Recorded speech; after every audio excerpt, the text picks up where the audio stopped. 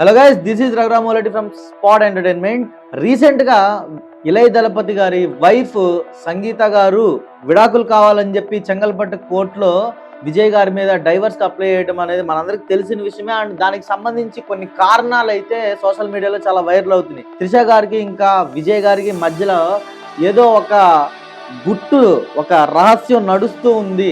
వాళ్ళిద్దరూ కలిసి సహజీవనం చేస్తున్నారు అని చెప్పి చాలా మంది అయితే సోషల్ మీడియాలో హల్చల్ చేస్తూ ఉన్నారు.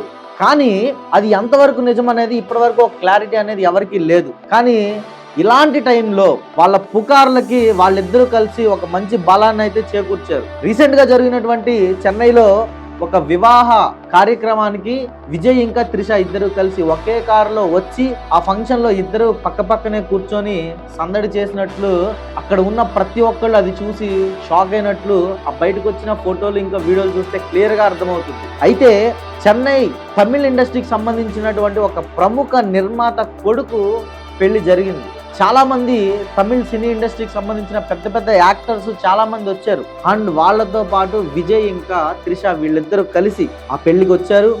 ఇద్దరు కలిసి ఒకే కారులో వచ్చారు. ఇద్దరు పక్క పక్కనే కూర్చొని పెళ్లి మొత్తం సందడి చేసి వెళ్ళారు. అయితే ఖచ్చితంగా వీళ్ళిద్దరి మధ్య ఉన్నది పుకారు కాదు, అది నిజమేనని చెప్పి ఆ పెళ్లికి వచ్చిన ప్రతి ఒక్కళ్ళు కూడా మాట్లాడుకోవడం జరిగింది. ఇన్ని రోజులు ఇది జస్ట్ పుకారు మాత్రమే అనుకున్నాము, కానీ ఇది నిజమని ప్రజలకు తెలియాలనే వాళ్ళిద్దరాలు వచ్చారేమో అని చెప్పి కూడా బయట చాలా పుకార్లు అనేది ఇంకా చెలరేగుతున్నాయి. అయితే అసలు ఇది ఎప్పటి నుంచి మొదలైంది, వీళ్ళిద్దరి మధ్యన ఇది ఎప్పుడు స్టార్ట్ అయింది? మనం చూసుకున్నట్టయితే విజయ్ ఇంకా త్రిష కలిసి ఫస్ట్ మూవీ గిల్ అని ఒక మూవీ చేశారు. మన తెలుగులో తీసిన ఒక్కడు మూవీ తమిళ్లో గిల్ గా రిలీజ్ అయింది, మంచి బ్లాక్ బాస్టర్ హిట్ అయింది. ఆ తర్వాత తిరుపాచి, పురివి అండ్ రీసెంట్ గా వచ్చిన లియో, వరుసనే ఇలా ఒక 4 సినిమాల్లో అయితే వాళ్ళిద్దరు కలిసి నటించడం జరిగింది.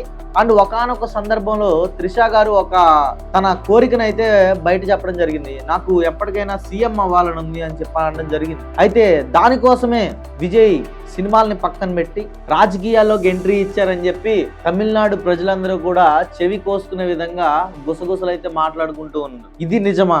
ఖచ్చితంగా త్రిష కోరిక తీర్చడం కోసమే తన సినీ జీవితాన్ని పక్కన పెట్టి విజయ్ గారు ఈ రోజు రాజకీయాల్లోకి వచ్చారా అనే ప్రశ్న కూడా ఖచ్చితంగా ప్రతి ఒక్కరిలో తలెత్తుతుంది. అయితే ఇలాంటి సిచ్యువేషన్ లో సంగీత గారు డైవర్స్ అప్లై చేయడం, ఆవిడ డైవర్స్ అప్లై చేసిన వారం గడవక ముందే విజయ్ దళపతి కొడుకు సంజయ్ అతని మీద కోర్టులో కేసు వేశారు. ఈ విషయం కూడా మనందరికి తెలిసిన విషయమే. ఇలాంటి పరిణామాలు జరుగుతూ ఉన్నాయి.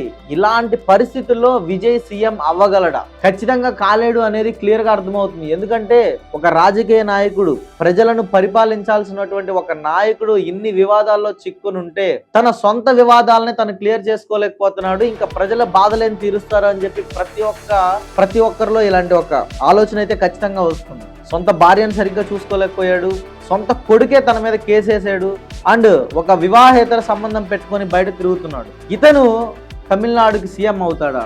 ఇతనా మనల్ని పరిపాలించేది అని చెప్పి తమిళనాడు ప్రజల్లో కూడా ఒక క్వశ్చన్ అయితే రేస్ అయింది. సో చూద్దాం ఏం జరుగుతుందో. ఇంకా ముందు ఎలాంటి వార్తలు విజయ్ ఇంకా త్రిషాల గురించి బయటకు వస్తాయో చూద్దాం. అండ్ ఇలాంటి కొత్త న్యూస్ తెలుసుకోవడానికి ఖచ్చితంగా మన ఛానల్ అయితే సబ్స్క్రైబ్ చేయండి. This is Raghuramolati from spot entertainment. జై హింద్. Hi guys, this is Akash Jagannath. Please do watch and subscribe Spot Entertainment. Thank you.